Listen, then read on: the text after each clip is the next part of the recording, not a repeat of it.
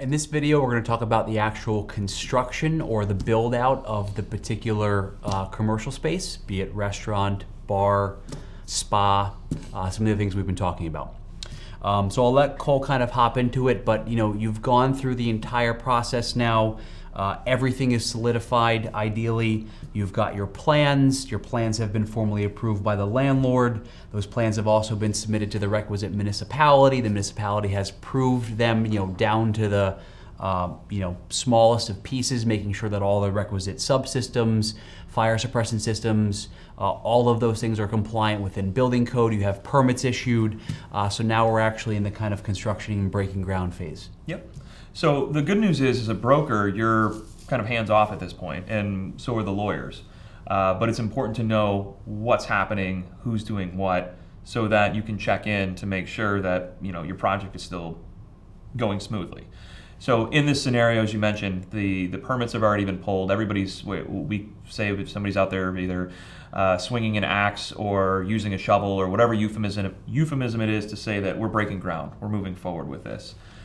Typically, and it depends on the size of the project, the owner, and when I say the owner, that's really the owner of the project, meaning the tenant or the person doing the work or for whom the work is being done. So it could be the tenant, could be the purchaser. They're the person who is driving what's happening. They will have an architect or what's called an owner's rep, which can be often put into the actual lease document, who dictates who can sign off on what and who's doing what kind of oversight and what kind of work on the site. From the landlord's perspective, what's nice is once it's been to the city, once it's been approved, they're kind of hands off as well. But the landlord wants to make sure that what was proposed to be built is actually being built out there. Okay. So what you'll see is, we'll talk about tenant improvement allowance in a second, but the way that the landlord checks in is that the tenant will say, okay, I've got, 1/3 of the project done. I need to get paid for it. Dear landlord, please pay me for this portion of the project. Landlord will then go out with its own experts, check to make sure that the work has actually been done, and then whether payments can be made. Mm-hmm. So let me step back for a second. We've kind of accelerated to where construction is already happening. One important element of negotiating, and this happens really pretty early on. So we were talking, way back in the process when the landlord and the tenant brokers or agents are talking to each other about commission. Real early on, right? Mm-hmm. At the very beginning. And what you'll often ask is, how much is the space? What's the term?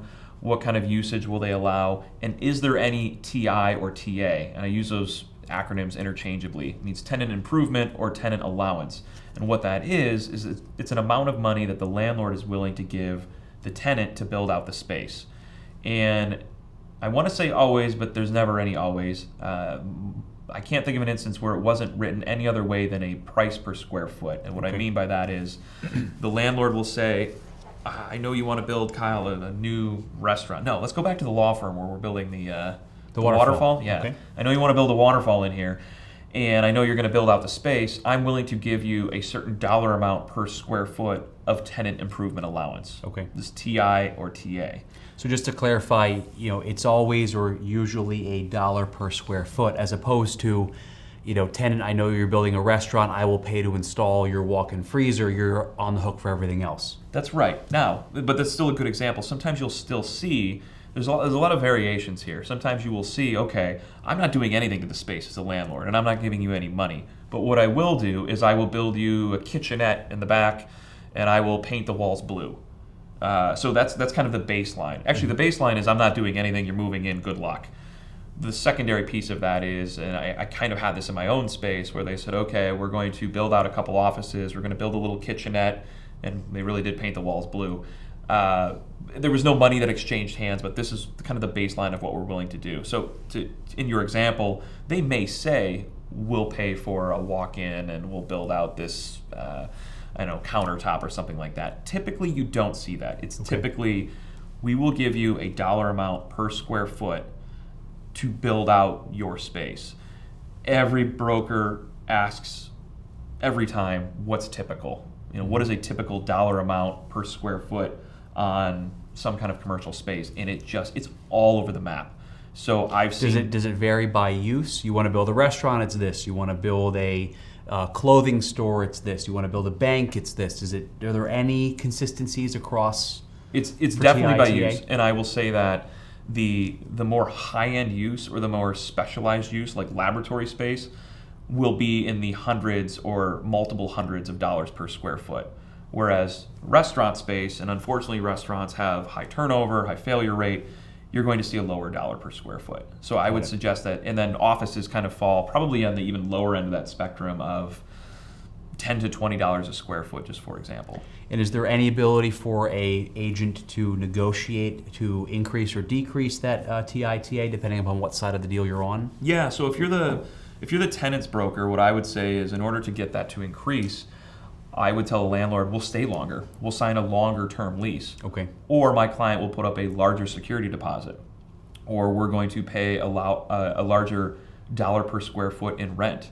Or we're going to pay a percentage of our sales as part of our lease. So really what I'm looking to tell the landlord is, if you're going to put in $100,000 into this space, I know you need to get your money back. And in order to get your money back, you're going to be able to make that up in what I pay in rent, additional security deposit, longer term lease. Yep. So that's how I would approach trying to get a higher dollar per square foot for TI or TA. And you can see, I mean, Cole basically just mentioned about 5 or 6 different potential mechanisms by which a landlord can extract more money from a tenant. Landlord wanting more money, tenant obviously wanting to pay less. You can see the complexity and all the moving pieces that are all negotiable when it comes to a commercial lease. So any other notes on TI, TA? No. You want to hop back into construction phase? Yeah. So the other, so construction's moving along. We've already figured out TI and TA. The big piece that often comes up, and this happens at the beginning of a negotiation, the middle of negotiation, sometimes at the construction phase, is certain building code compliance or the Americans with Disabilities Act. So everybody, particularly in older cities like Boston, but throughout the Commonwealth, buildings are non-compliant. I can almost guarantee you that nearly any building you walk into has some kind of non-compliant component. And so what will happen is a lot of owners will come in and say, well, hey, landlord, I moved into this space and it's non-compliant. You better fix that. And landlords will say, I'm not fixing it. I gave it to you as is. So there's a few ways to approach this. And they both involve the architect or the expert. The broker should never opine on this, and I've heard brokers do it, and they shouldn't. The codes change all the time. What's required for egress, what's required for measurements, that stuff always changes. So you let an architect tell you, here's what's required, and here's what we're going to build to. So I mean that's kind of the short answer to construction and the building components that go along with that. Got it. So if a landlord's building is not necessarily ADA compliant, and any new use has to become ADA compliant, if the landlord has negotiated for tenant improvements, it largely probably falls on the tenant to ensure that their building, their plans are compliant with ADA, which then becomes something that they then lean on their architect for. That's right. Fair summary? Yep, exactly. Okay. So just talking a little bit more about construction as well, if we have monies that are allotted for tenant improvement, if you can just confirm, the landlord's not writing a blank check for that total amount initially. It's more or less milestones that are then reached, and then how does a tenant call on the landlord for those tenant improvement monies? Sure. So different in every scenario, but the typical scenario is there's an amount of money, and that amount of money can be used for certain things. And what you do as a tenant is you requisition. It's a fancy word for asking for money from the landlord. Mm-hmm. And it typically happens every month or at every milestone. And I think more often than not, it's every month. So as a project goes along, it's, I shouldn't say every month, it's at a percentage of how much is done. So at 10% of it being done or at 20% of it done, and as you go along this gradation, I, as the tenant, will bill the landlord for the amount of work that's been done. And what I do is I have an architect that says, yes, these things have been done, check off. I submit a requisition to the landlord. The landlord then pays either me or pays the contractor for the work that was done. Got it. So kind of similar if you have a construction type loan, which is based upon installments, instead of submitting basically a bill now or a request for money from the lender, you're basically doing the same thing from the landlord. Exactly. Got it. I mean, in that instance, the landlord's almost working like an institute, like a financial institution. Got it. Anything generally speaking about construction contractors, subcontractors, things you want to keep an eye on as a broker? Tips? Get a good lawyer to look at the